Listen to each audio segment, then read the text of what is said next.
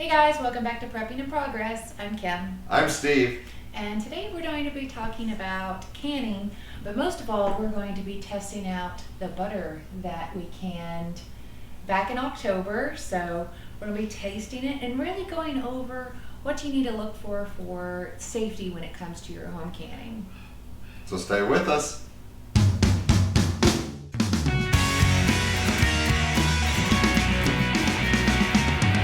Alright guys, like we said, we're going to be taste testing the butter that we can, and we'll put the link up in the top as well as in the description on how you can can your own butter. Like I said, this was back in October and now it's the end of December, so we wanted to definitely test it out. We got some toast in the toaster over there that Steve's going to go smear it on. But I wanted to go over kind of what you want to be looking at when you are going through your home canned goods. A lot of this can apply to your purchased canned goods as well, but when it comes to your home canning, especially if you're new at it, you may be apprehensive. I'm nervous. I'm going to admit it. I'm nervous. When it comes to your home canning. But to go through some simple steps on what to look for when you are going through your cannings to see if they are safe to eat. We got about 5 seconds left on the toast. Steve's gonna go over there and grab that right quick. And why don't we try the others first, and I'm going to let that stay warm. okay.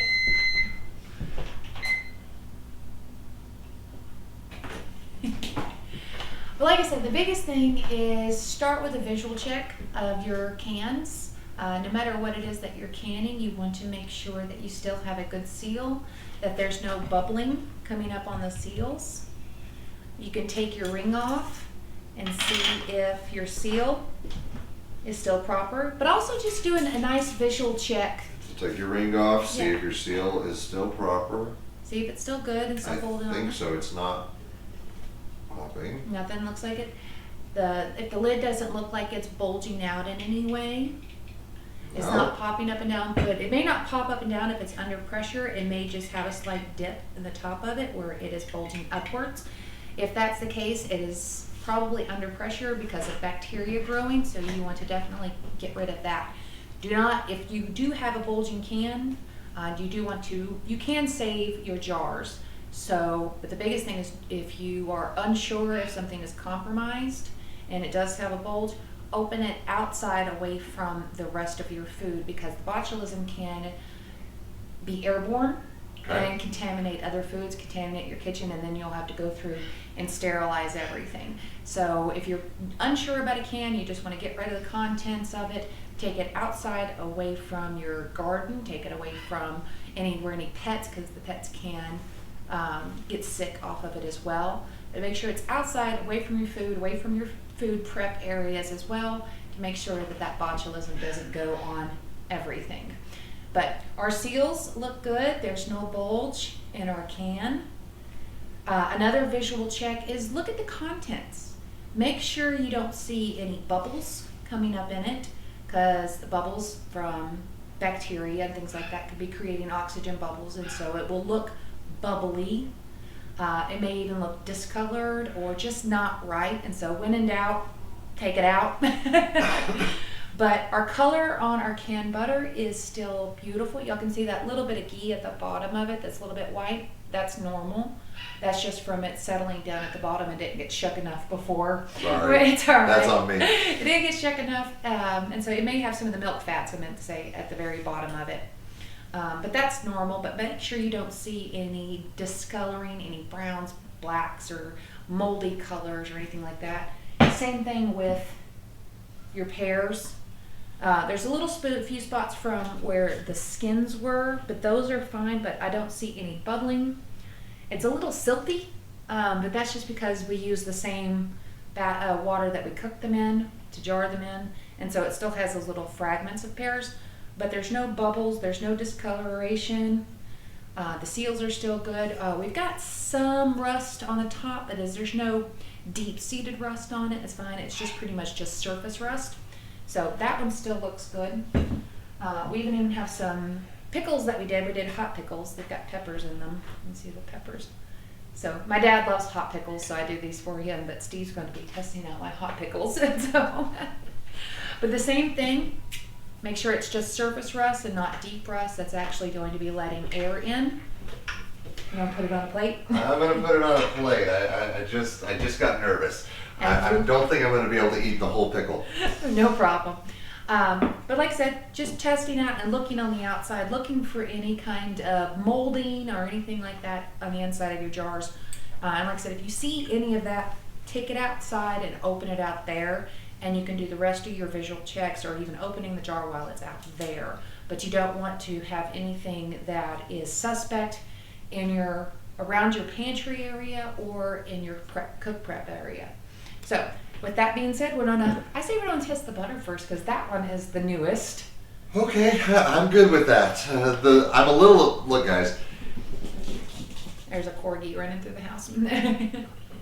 if I eat hot stuff toward later in the day or the evening, I sometimes have a hard time sleeping. So I am a little nervous about the hot stuff. Actually, I'm a little nervous about the butter too. So I'm not nervous at all. This butter canning technique is supposed to last up to a couple of years, but we are wanting to really test it out because it's been sitting in our pantry, like I said, since October. And I'm really excited to see how well this butter stood up. Now, once we open it up, we do have to refrigerate it afterwards, but once you open it up, be on the lookout if anything in your can spurts. That's going to be an indication of it being under pressure. And so if it actually spurts when you open it up, you may have to go ahead and get rid of it because like I said, even if it's not bulging, if it just, and that's the same in your store-bought food as well. If its contents under pressure, it will kind of squirt everywhere and contaminate things, and you know that there was bacteria possibly growing, so you don't want to take the risk. Take it out. I don't want to tear up my lid. Ooh, see, no squirting. Oh, that's interesting. Okay, that's what it looks like when I opened it up. You want to give it a quick smell to make sure there's not any bad odors. since I'm tasting this, how about you let me? So what does it smell like? It smells like butter to Butter. me. Okay. Smells like good butter to me. Really good butter. You wanna come over here? Yeah, I'll check places with you. Now this is, like I said, we used unsalted butter, so it's gonna have that kind of more, I guess, bland flavor to it. But you can always add the salt back into it, but when you're cooking the butter, it kind of makes the salt gritty. So we use this unsalted. Okay. Visual check of the contents, smell check of it. Everything smells good, everything looks good. I don't see anything in there that would cause me any kind of alarm. The color is still just beautiful. So, like I said, during your 3 months in the basement, it's looking really nice. So, you don't want to feed the dog first. Come on. Tastes like butter, doesn't it?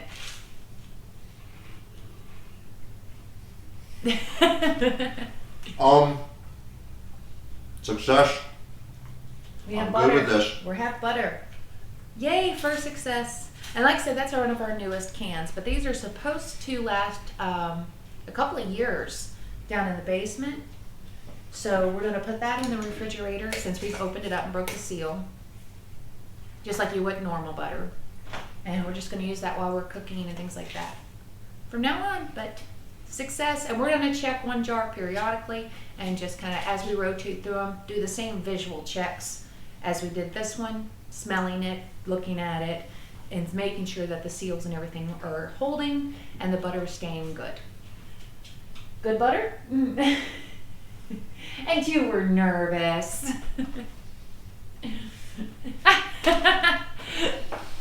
But this is definitely, I love the canned butter aspect because I do try to catch butter on sale, but it is hard to go through it for a long period of time. A lot of people freeze it, but I prefer to have a shelf-stable, off-grid method of storing the butter.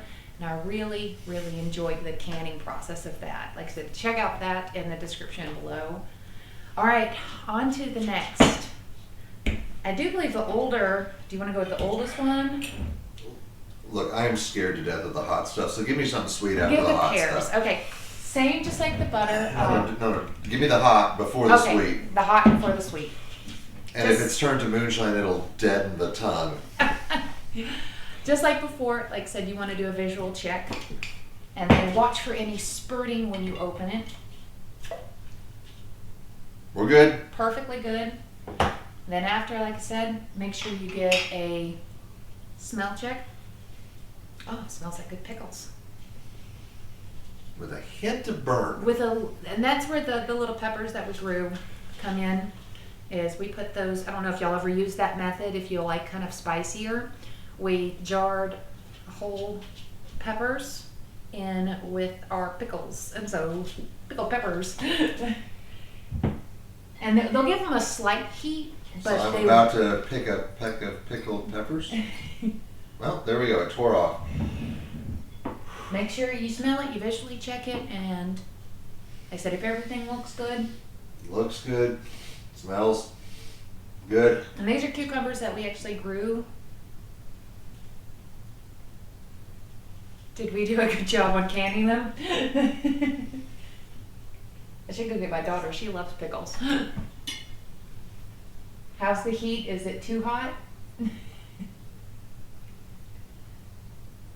Okay, at this moment, it's a mild heat burning my tongue, but it's not overwhelming yet. We should have saved some more toast for when you're. But like I said, there was no spurting when we opened it. Like I said, these been jarred for about 5 years, and so it's been a minute.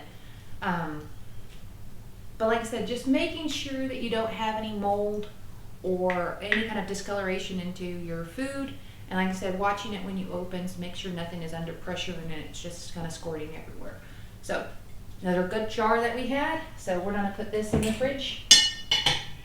My hot pickles. Like, so they're my dad's favorite. He absolutely loves hot pickles, and so I do those for him. That came off the pears. Oh, that's the pear one? Yeah, that one didn't have one. Oh, I have to go get a didn't have ring. There's one in the drawer over there. I'll get one in a minute. Okay. Okay, this is either going to be really good moonshine or really good pears. These pears actually came off our tree, so they are nice and homegrown pears, and we canned these in September 2014. So, yay! But yeah, same thing. We're gonna make sure that these are good. I've got about another 4 jars of these downstairs, and so I definitely haven't checked them. We don't eat pears a lot, but I had a ton of them come off the tree, so I wanted to preserve them as quickly as possible, and canning was the best method that I could do. So, just like before, we're gonna make sure we're quiet, make sure we don't have any spurting. Nice good airlock when it came off. Do you hear it? You could have heard the when it popped the seal. It means the seal was still good. All right. Smells like moonshine. It doesn't smell bad, but it does smell like slightly Sweet. Sweet alcohol. Yeah. So we may have moonshine, but it doesn't smell spoiled. There's no bad odor coming off of it.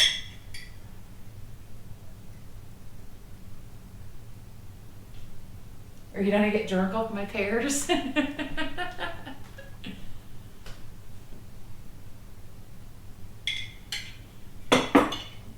He is gonna get drunk off my pears. Honestly, guys, I wish I could make a moonshine joke. I wish I could guzzle this and pretend to be drunk. These are sweet.